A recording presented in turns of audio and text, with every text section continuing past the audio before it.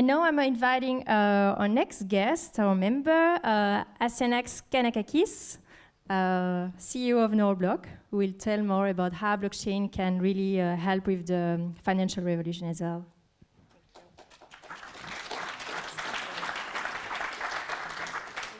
Thank you very much.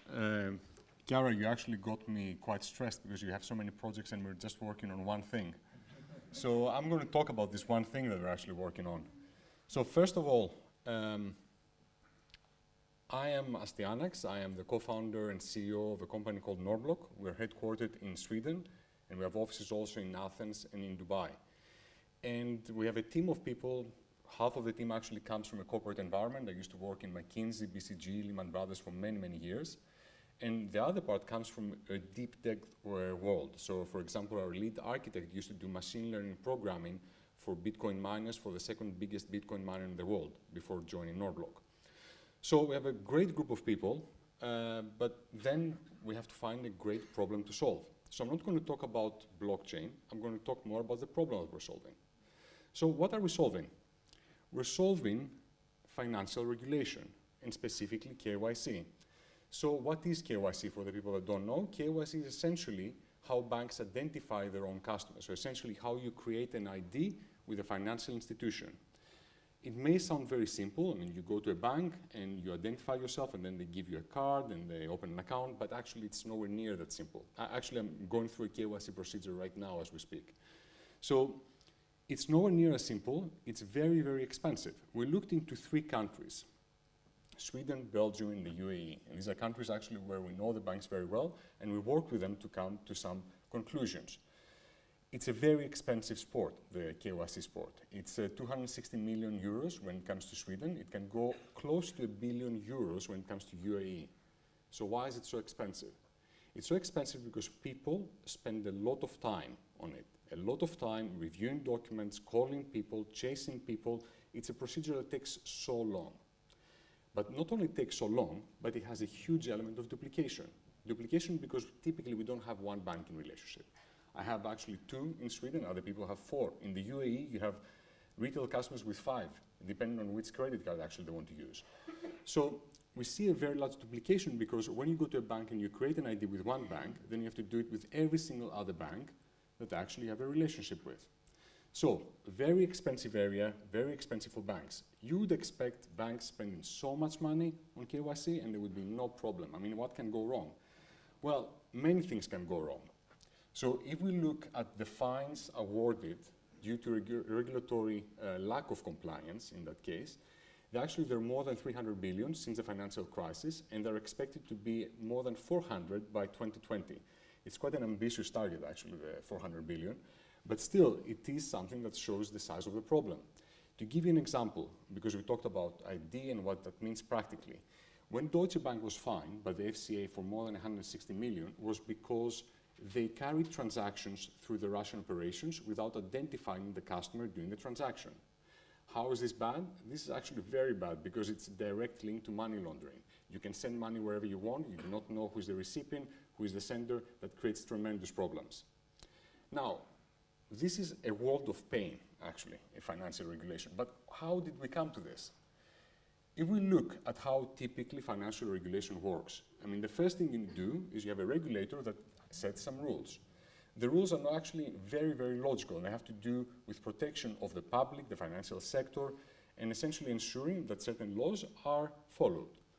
Now, what happens next is that banks take these regulations and then they augment them with their own directives as well, for various reasons. I mean, first of all, because they want to appease to the regulator, and because internally they want to feel that they're actually not only complying with the regulation, but they're doing even more than that.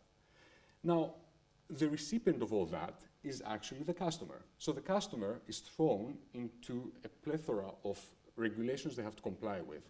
They have to collect all kinds of paper, all kinds of documents. And what happens is that the customers are actually not very happy to do this. Not very happy because it takes a lot of time. They don't understand why they need to collect so much information, and they don't see the need in many cases.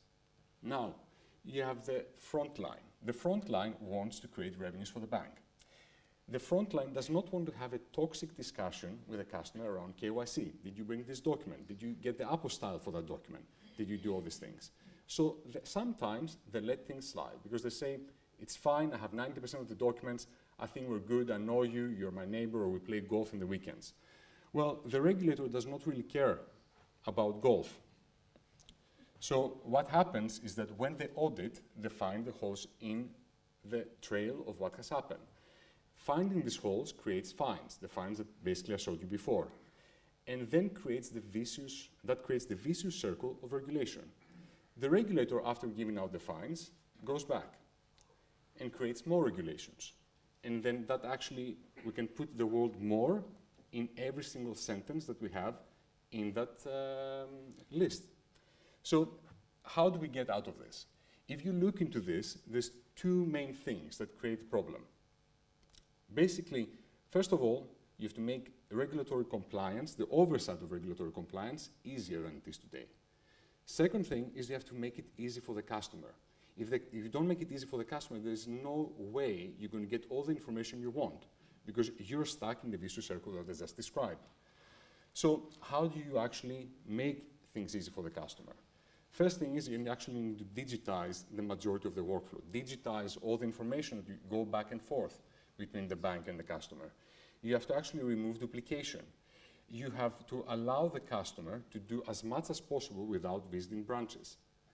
Second thing, how do you enhance compliance oversight? You do this by actually having a very timely, concise, and remote view of what is going on in compliance with regulations. And you want to move from having preemptive actions rather than remedial actions. And this is a very big challenge. So now I'm going to mention, I'm sorry, but I have to mention the B word. So blockchain. How is it relevant? It's relevant, first of all, when it comes to the customer.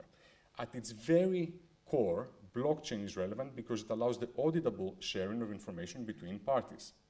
That means that as a customer, I can go create a KYC file with one bank, and then I can carry that file to other institutions that I have a relationship with. Duplication removed. Second thing, you actually have monetization opportunities, and I'll describe a bit later how this can happen. So you create a revenue center from a cost center. Regulatory oversight. I cannot think of a better platform to have an audit trail of what happened. You can go to immense detail. So essentially that means you can have a very timely view of who did what when. And that creates an amazing opportunity. Now, Norbloc, we actually saw all these things and we said, okay, how do we build something out of this? Because it's all great, I mean, we make great slides, that's very nice, but let's go into a platform. And we created a platform called FIDES. And FIDES, essentially what it does is the following. It allows for a customer to go to a bank, or actually not even go to a bank, call the bank, visit the website. You just need to give your VAT number, if it's for a corporation, for example, and your email. The bank officer selects the form that he wants to send you, sends the form. The form, because we connect the platform to the corporate registry, is pre-populated. So by the time the customer gets the form, every public information available in that company has been pre-filled in. Customer reviews the form, adds the information that he wants to add, signs electronically, for example, here in Belgium with It's Me, and sends back the form to the bank officer. Bank officer validates the information, and after information are validated, are put on a blockchain. How is that helpful? If I go to another bank, I just need to give them, I don't need to reveal any banking relationship. I give the VAT number again, email. The moment I get the request from the bank, it's pre-populated with all the data I gave to the previous bank. So I do not need to do anything if not anything has changed in my form. I sign electronically, send to the second bank. Second bank sees not only the information, but also the stamp from the first bank that actually has been validated. So they don't need to do all the work, or at least they do some of the work they used to do before. And what about the first bank? What's the rationale? Why would they actually do something like this and share the validating stamp? They do this because they make money out of this. Every single time a bank sees the validating stamp of another, that is recorded, and at the end of the month, there's a reconciliation account where they pay each other fees for the work that they've done in validation. On top of this, compliance departments within banks can have a very timely view of anything that happened, because even read actions are recorded on the blockchain. And also the regulator, because we have a specific file for the regulator that sits on the blockchain, can audit banks remotely. Now, Clearly, I'm not going to go into the detail. You can find me over. Actually, after a couple of gins, I'm going to be much more pleasant to talk about the architecture of the platform as well. There are many, many details around GDPR and regulatory compliance that were taken into account when we designed the architecture of the platform. It sounds very easy on the, let's say, top layer, but it's actually very complex and quite elegant if we go into more detail. Now, what does that mean? I showed you the numbers that we had before, how much it costs in these 3 different countries. We did an impact assessment for these 3 different countries, and essentially the platform reduces costs by more than 50%.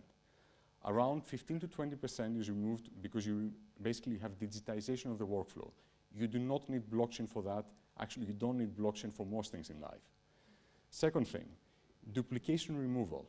Banks don't need to validate something another bank has validated, at least to a certain extent. Third element, monetization. So all the obliged entities, in Sweden there are 35,000 companies that need to do KYC on their own customers. They're not banks, they're notaries, they're legal offices. All these companies can actually purchase KYC as a service from a bank. So all this is absolutely great, and the most grateful party in the whole equation is actually the customer. The customer does not need to duplicate efforts between any of the relationships that he has with financial institutions or any other obliged entity. This is all great, it looks great on slides, but why is it relevant to you? It's relevant because last July, I actually met Dave. And with Dave, we discussed how we can actually implement something like this in Belgium. And regarding the discussion, we had a very, very long discussion, many questions back and forth, many video calls while I was trying to be on holidays and Dave was interrupting me. And it was a very fruitful discussion. And that fruitful discussion actually eventually led to the involvement and actually now the governance of the project by Isabel with my friend Frank. So I would like to ask Dave and Frank if you would like to come on stage and actually share a couple of words about how you see this project that we're working on.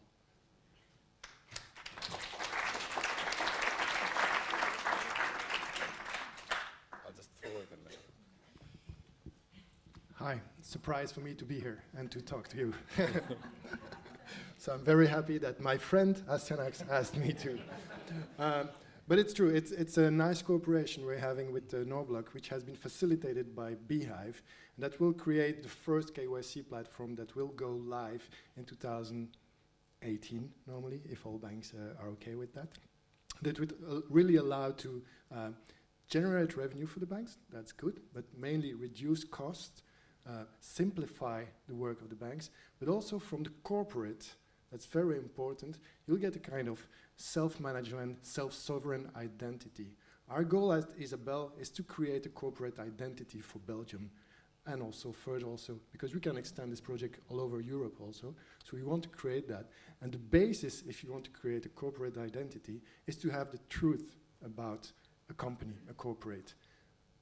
This KYC platform will allow to create the truth about a company. You could say, yes, but we have already this truth. It's there already in official sources and whatever. But we all know here in Belgium, I don't know exactly how it works in other countries, that the government is not always very proactive in having the real truth. So we have also discussions with the federal government and local government to try to see how we can integrate this KYC platform with the data that they need, and we have an exchange of information.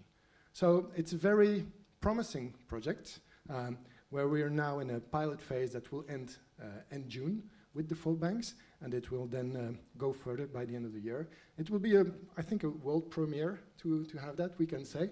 So we'll be drinking a lot of gin after that.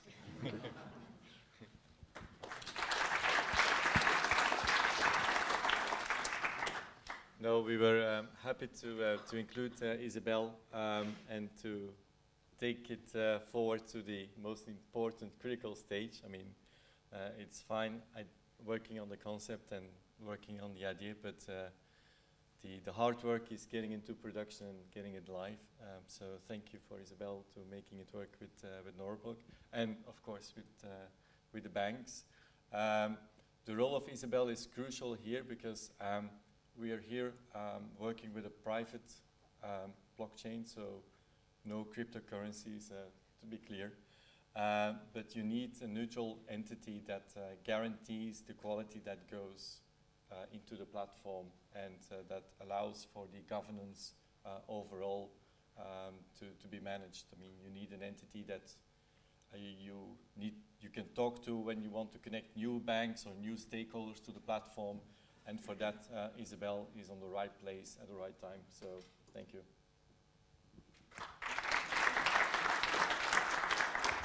Thank you. Thank you. So great collaboration here. Thanks a lot. Thanks for showcasing.